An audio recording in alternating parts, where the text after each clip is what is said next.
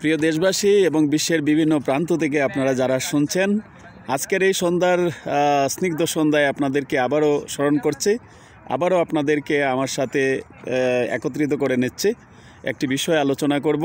আশা করি আপনারা সবাই আমার সাথে থাকবেন। আবারও আপনাদেরকে এই স্নিগ্ধময় সন্ধ্যার এই অপূর্ব সুন্দর আয়োজন থেকে আপনাদেরকে অনন্ত প্রীতি, শুভেচ্ছা এবং নমস্কার।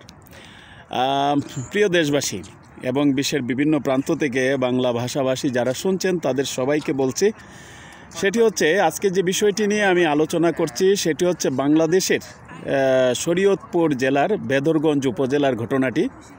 আপনারা কয়েকদিন আগে দেখেছেন এই বেদরগঞ্জ উপজেলার একজন শান্ত শিষ্ট সুন্দর মানুষ এবং যিনি স্বর্ণ ব্যবসার সাথে জড়িত, নাম হচ্ছে সঞ্জয় রক্ষিত। এবং ভদ্রলোকের চেহারা ছবিতে দেখা যায় যে খুব সহজ সরল সাধারণ মানুষ। মানুষের চেহারা দেখলেই তো বোঝা যায় কারা সন্ত্রাসী বা কারা সমাজে বিশৃঙ্খলা সৃষ্টি করতে পারে। খুব সুন্দর চেহারার মানুষ তিনি। তাকে বেদরগঞ্জ থানার পুলিশ এবং পুলিশের ওসি মিন্টু মণ্ডল তাকে গরু বাঁধার রশি দিয়ে একদম গরুর মতো বেঁধে তিনি থানায় নিয়ে এসেছেন এবং তাকে ধর্ম অবমাননার নামে কেস দিয়ে তাকে শরীয়তপুর জেলা কারাগারে পাঠানো হয়েছে। এবং এই কাজে যিনি পারদর্শী ভূমিকা পালন করেছেন অনেকে বলছেন তিনি হচ্ছেন শরীয়তপুর বা বেদরগঞ্জ সার্কেলের এসপি মিস্টার মুশফিকুর রহমান। এবং বিষয়টি কি, প্রিয় দর্শক এবং শ্রোতা যারা শুনছেন, তিনি এই যে সঞ্জয় রক্ষিত, তিনি লালনের একটি বিখ্যাত গান, সেই সাধক কবি লালনের বিখ্যাত গান সব লোকে কয় লালন কি জাত সংসারে, সেই গানটির দুটি লাইন তিনি ফেসবুকে পোস্ট করেছেন। লাইন দুটি হচ্ছে যে সুন্নত দিলে হয় মুসলমান, নারী জাতির কি হয় বিধান। এবং সুন্নত দিলে হয় মুসলমান, ওইটার সাথে একটু তিনি আলাদা যোগ করেছেন, সুন্নতে খাতনা দিলে হয় মুসলমান, নারী জাতির হয় কি বিধান। এবং এই গানের শেষের দুটি লাইন হচ্ছে বাবন চিনি পৈতে প্রমাণ, বাউনি চিনি কিসেরি। ওই দুটি লাইন তিনি লিখেন নাই, লিখেছেন প্রথম দুটি লাইন। বিষয়টি হচ্ছে এই দুইটি লাইন লেখার জন্য এই একজন ভদ্রলোকের, এবং সে যদি লিখেও ফেলে, আমি আসছি তার লেখা প্রসঙ্গে, সে লিখতে পারে কি পারে না সেটি নিয়ে, কিন্তু এক ভদ্রলোক বা যে কোনো মানুষ যদি এই লাইনটি লিখে, মানে স্বাধীন বাংলাদেশে মতামতের স্বাধীনতা এবং পত্রপত্রিকার স্বাধীনতা, সোশ্যাল মিডিয়া এবং টেলিভিশনের স্বাধীনতা রয়েছে, সেই বিষয়গুলো যদি বিবেচনা করা হয়, এই ভদ্রলোক লিখেছেন, তাকে বড় জোর থানার ওসি বা সার্কেল এসপি যদি ভাবেন বা বুঝেন, তারা পরিস্থিতি বুঝবেন এবং সামাজিক নিরাপত্তা এবং সামাজিক সম্পর্ক ঠিক রাখার জন্য তাকে ডেকে নিয়ে বড়জোর বলতে পারতেন যে আপনি যেটা করেছেন এটা করবেন না, এটা করলে সামাজিক বিশৃঙ্খলা তৈরি হতে পারে, আপনার পোস্টে উঠিয়ে নেন এবং এই ধরনের কাজ আর করবেন না।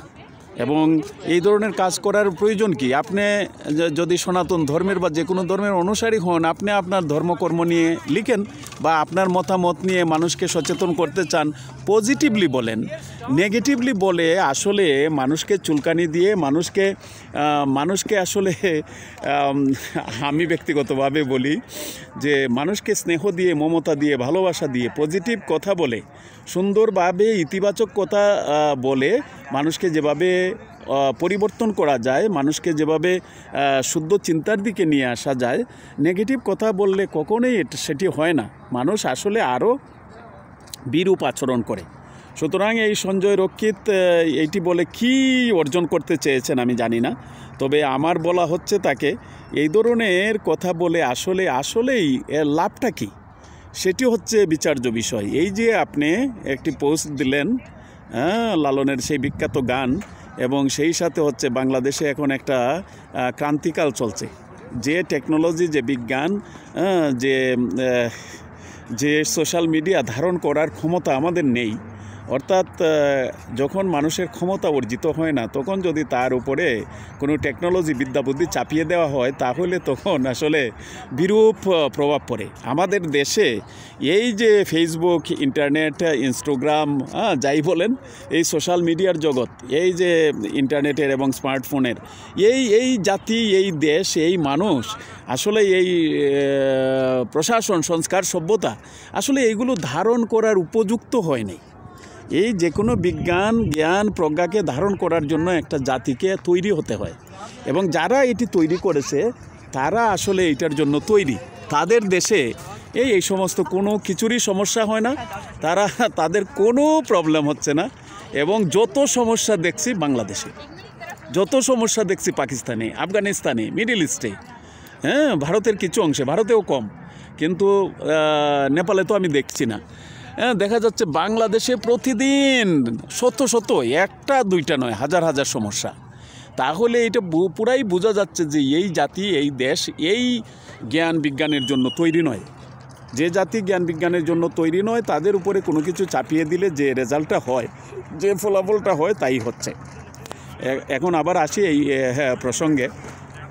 এই সঞ্জয় রক্ষিতকে আমি বলছি যে গরুর রশি দিয়ে বেঁধে, পিঠমুড়া করে বেঁধে তাকে থানায় নিয়ে আসা হয়েছে, এবং থানায় নিয়ে এসে থানা থেকে তাকে জেলা কারাগারে পাঠিয়ে দেওয়া হয়েছে। এবং থানার ওসি মিন্টু মণ্ডলের সাথে বিভিন্ন মিডিয়া থেকে এবং আমাদের এক ছেলেও যোগাযোগ করার চেষ্টা করেছে, এবং তারা উনি সদুত্তর দেন নাই, সুন্দর উত্তর দেন নাই। উনি বলছেন যে যদি কিছু জানতে হয় তাহলে আপনারা থানায় এসে জানুন। তাহলে মানে মানুষের সাথে আসলে এই পুলিশ প্রশাসন, পুলিশ হচ্ছে জনগণের বন্ধু, আর আপনারা হচ্ছেন জনগণের ট্যাক্সের টাকায় আপনাদের বেতন ভাতা হয়, আপনাদের আক্ষরিক করতে আপনাদের জীবন জীবিকা চলে।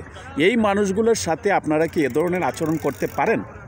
এই মানুষগুলোর জন্যই আপনাদের চাকরি, আপনাদের যতই, এবং এদেশের এই যে নর্থ আমেরিকার প্রধানমন্ত্রীও এই ধরনের কথা বলার সাহস পান না, কারণ এই সমস্ত দেশের জনগণ খুবই পাওয়ারফুল, শক্তিশালী, এবং যারা এই সমস্ত জায়গাগুলোতে আসেন, আসনগুলোতে আসীন হন, তারা জানেন যে আমি আমার অনেক অনেক জন্মের পুণ্য ফলে, কেউ যদি ধর্ম বিশ্বাস করে সে এইভাবে বলে যে আমরা এই সুযোগটুকু আমি পেয়েছি, সুতরাং আমার দায়িত্ব হচ্ছে এই সুযোগটুকু মানুষের কাজে লাগানো, দেশের জন্য সেবা করা।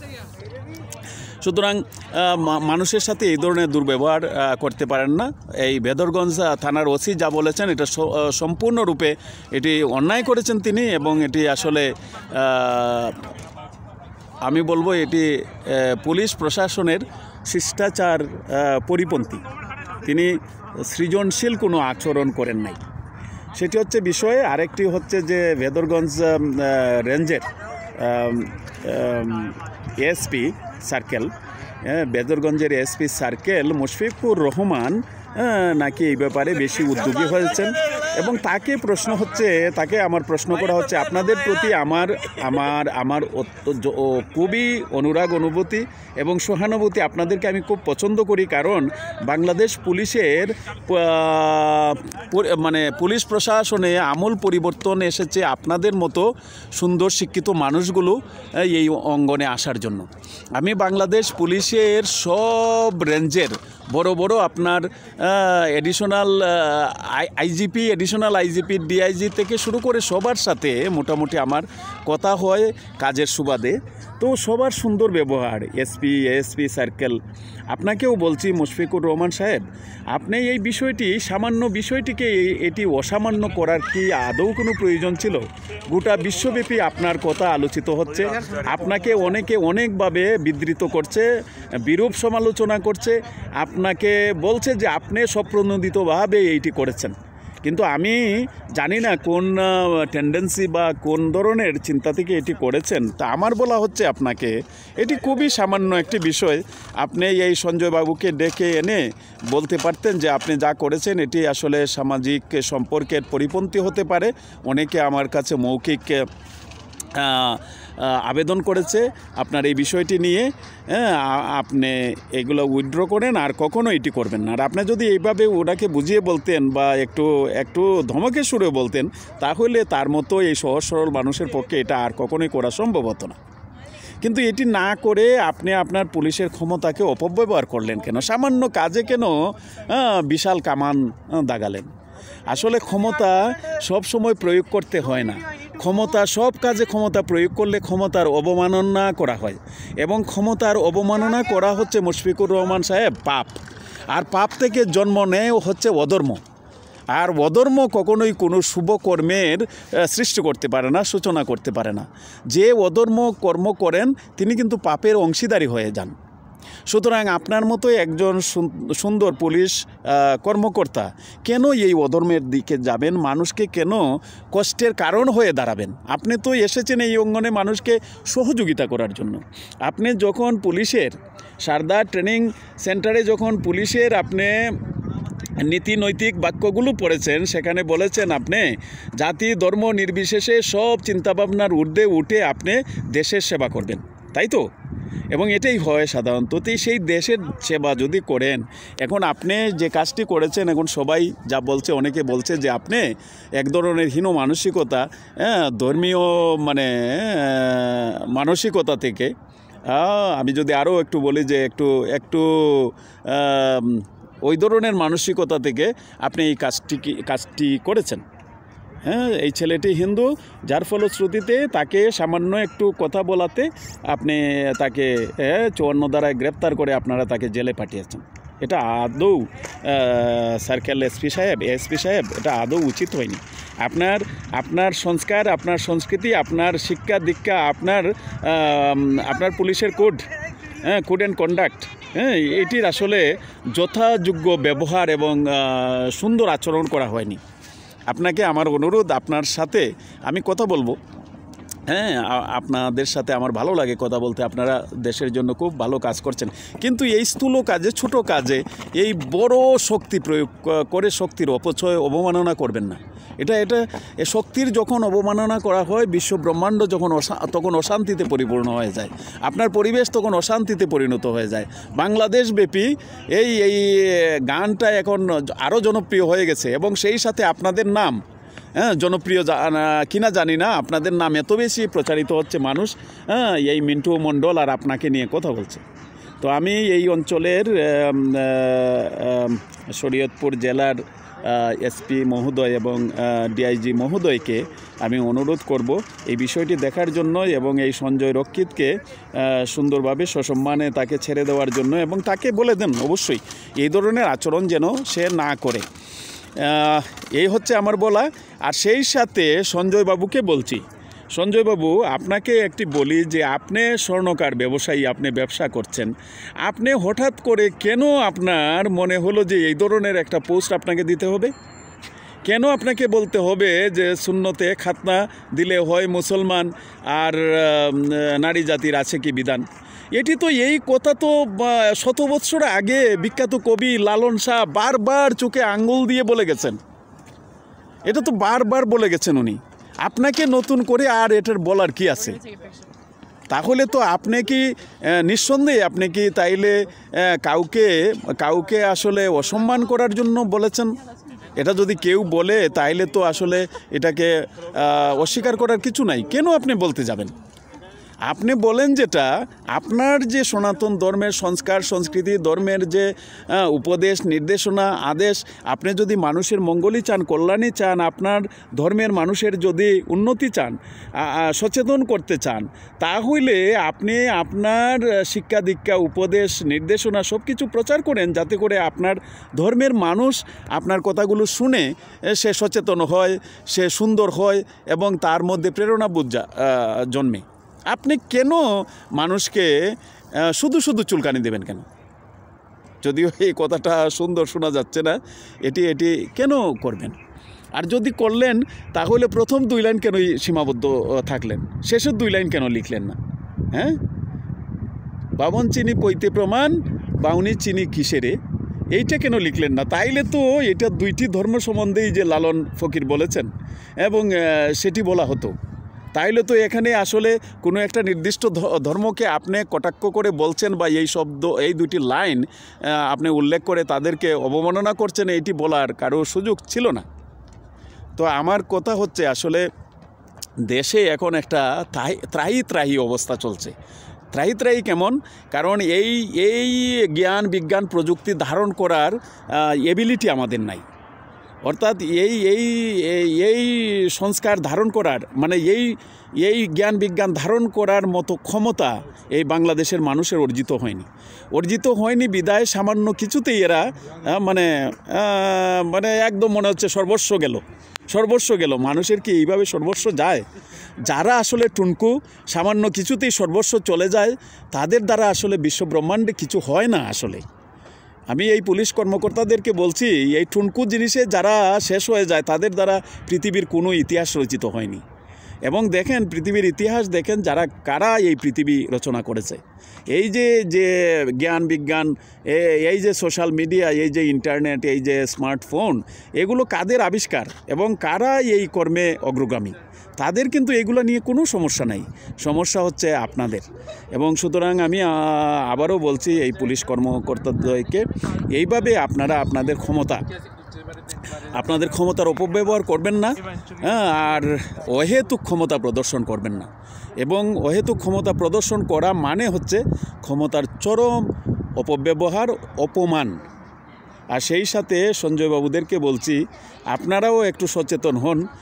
শুধু এই সমস্ত কাজে কেন সময় বিনষ্ট করছেন?